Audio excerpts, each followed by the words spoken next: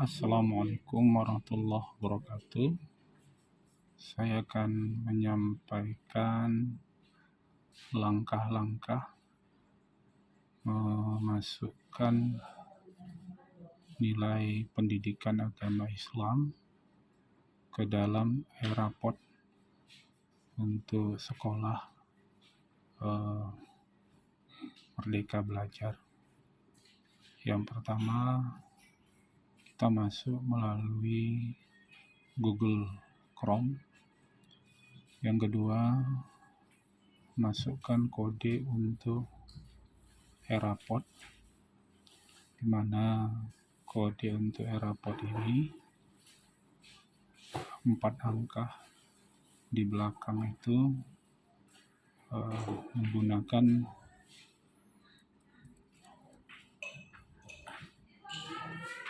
tertulis di situ 2023.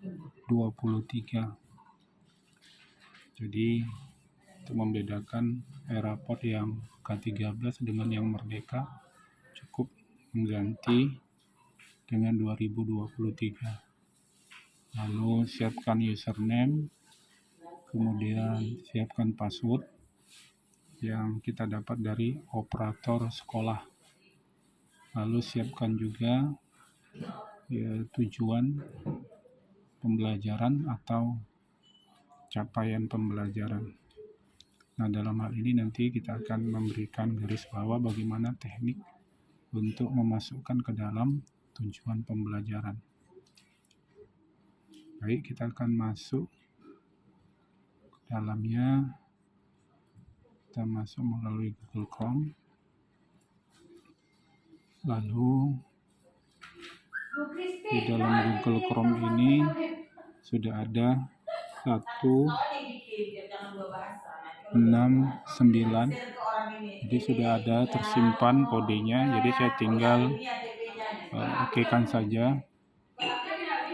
Nah, ini adalah tampilan daripada e-rapot. Kemudian kita mengklik tujuan pembelajaran. Nah, terkait tujuan pembelajaran ini kita siapkan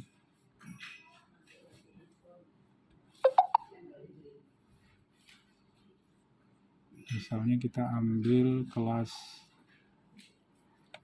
di pertemuan pertama, yaitu tentang etos kerja di sini.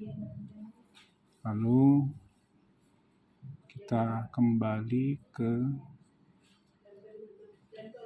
e-rapot. Nah, di sini kita akan klik tambahan tujuan pembelajaran. Nah, sebelumnya ada hal yang ingin saya garis bawahi.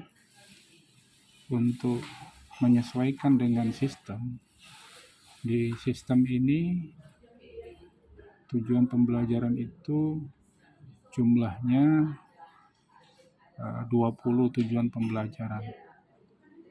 Sementara di dalam RPP yang saya susun, tujuan pembelajaran itu jumlahnya bisa sampai melebihi 20. Misalnya ini tujuan pembelajaran untuk terkait dengan etos kerja itu, tujuan pembelajaran saya itu jumlahnya ada 8 tujuan pembelajaran. Jadi kalau diakumulasikan, misalnya ada 8, kemudian dalam satu semester ada 5 bab, ya, 5 capaian, maka jumlahnya melebihi 20. Nah, ini yang akan jadi masalah. Sehingga untuk mengakalinya, saya mengambil capaian pembelajaran ini yang sudah merangkum dari tujuan pembelajaran. Tetapi capaian pembelajaran yang diambil jangan yang dari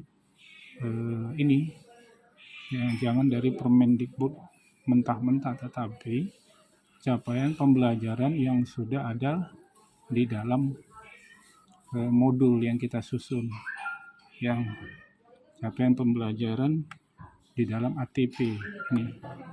Ini adalah alur tujuan pembelajaran dan ini capaian pembelajarannya. Jadi kita mengklik ini saja capaian pembelajarannya. Jadi ini yang kita klik, capaian pembelajaran ini. Ini kita klik.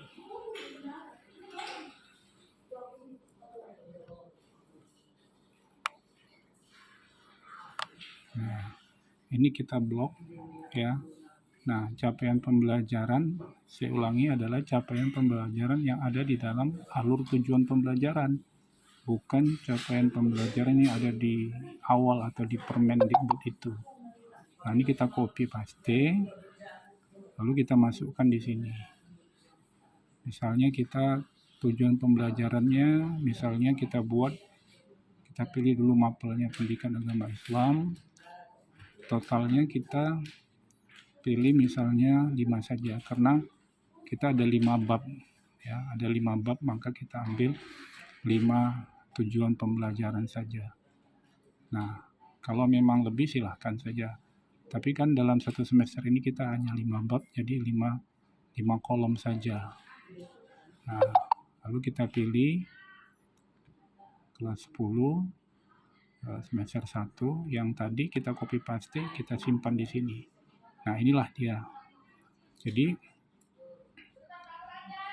di sistem ini dia hanya memuat ada 5 ya. Di sini ya ada 5, jadi kita memasukkan saja 5 capaian pembelajaran. Tapi kita harus ingat bahwa capaian pembelajaran yang kita masukkan di sini adalah capaian pembelajaran yang sudah ada di ATP, bukan capaian pembelajaran yang ada di awal di atas tadi, tapi capaian pembelajaran yang ada di ATP. Nah, beginilah cara memasukkan tujuan pembelajaran, karena dia dibatasi hanya 100 karakter, sehingga kita kalau ideal ingin memasukkan seluruh capaian pembelajaran itu tidak akan mampu sistem dalam mengakomodirnya. Maka kita masukkan aja adalah capaian pembelajaran yang ada di dalam ATP yang sudah kita buat ATP-nya. Begitu. Lalu kemudian untuk nilai raport kita input. Nah, kita pilih. Kemudian mata pelajaran, kemudian semester. Nah, untuk raport ini di sini kita cukup hanya memberikan nilai akhir saja, jadi tidak perlu banyak nilai. Jadi kita beri nilai akhir misalnya 86, dan lalu kita simpan dan seterusnya. Jadi begitu ya Bapak dan Ibu, khusus untuk sharing, berbagi tentang bagaimana strategi dan teknik untuk memasukkan tujuan pembelajaran di dalam e-raport ini, karena ini sistem yang baru. Jadi supaya tidak membingungkan, kami ingatkan kembali bahwa di dalam sistem ini dia tidak bisa mengakomodir sebagaimana yang ideal di dalam RPP kita, di dalam modul kita.